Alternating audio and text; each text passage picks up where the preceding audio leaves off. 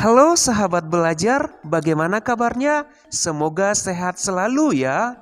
Tahukah sahabat belajar, terhitung mulai tahun 2021, ujian nasional tidak diadakan lagi. Lalu, apa pengganti ujian nasional tersebut? Mari kita ikuti penjelasannya. Ayo, sebelum kita lanjut, bagi yang belum subscribe, boleh di-subscribe dulu ya. Terima kasih. Sesuai dengan sosialisasi yang dilaksanakan oleh Kementerian Pendidikan dan Kebudayaan melalui Badan Penelitian dan Pengembangan dan Perbukuan tanggal 16 September 2020, sebagai pengganti ujian nasional akan diadakan asesmen nasional yang terdiri dari yang pertama, asesmen kompetensi minimum atau AKM, yang kedua survei karakter, yang ketiga survei lingkungan belajar. Untuk tahun 2021, ujian nasional diubah menjadi asesmen kompetensi minimum dan survei karakter. Wah, ujian nasional tidak ada lagi ya. Lalu, apa ya tujuan diadakan asesmen tersebut? Tujuan asesmen nasional adalah untuk meningkatkan mutu pendidikan.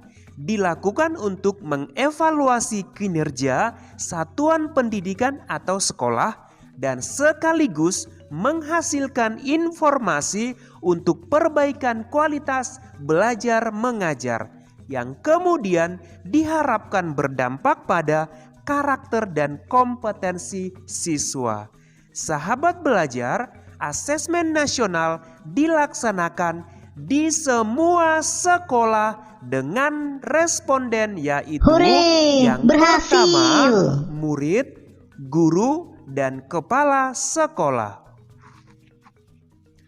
Untuk murid tingkat SD yaitu kelas 5, kelas 8 untuk tingkat SMP sederajat, dan kelas 11 untuk tingkat SMA SMK sederajat.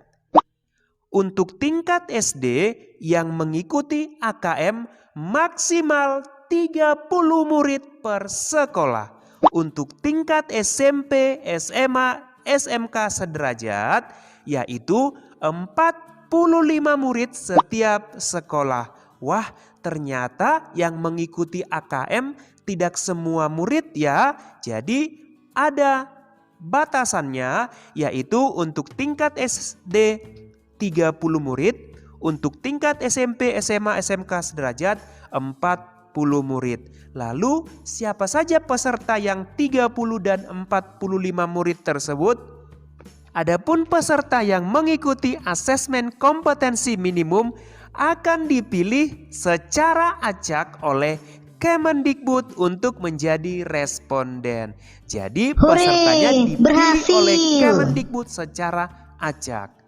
Tes dan kuesioner murid diadministrasi menggunakan komputer dalam kondisi terawasi yang dilaksanakan secara daring atau full online kecuali untuk sekolah tertentu. Selain murid, guru dan kepala sekolah SD, SMP, SMK sederajat akan dilibatkan dalam mengikuti asesmen yaitu survei lingkungan belajar. Jadi semua guru dan kepala sekolah mulai dari tingkat SD, SMP, SMA, SMK sederajat wajib menjadi responden. Guru dan kepala sekolah diberi waktu 2 minggu untuk mengisi kuesioner. Dilakukan secara daring tanpa pengawas, artinya guru dan kepala sekolah melakukannya secara mandiri. Kemudian, apa saja yang diukur dalam asesmen nasional? Untuk murid yang diukur adalah asesmen kompetensi minimum dan survei karakter. AKM untuk murid terdiri dari yang pertama, literasi membaca.